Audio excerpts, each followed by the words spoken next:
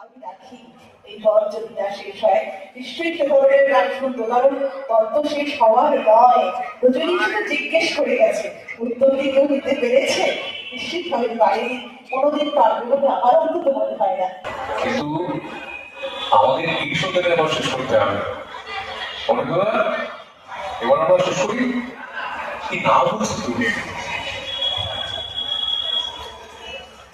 আমরা এবার আমাদের আজকের সন্ধ্যের দ্বৈত সঙ্গীতের পর্ব শেষ করবো। আমরা আজকের সন্ধ্যাটাকে শেষ করবো, কারণ একটা রং জাতি চলছে রোদের সঙ্গে।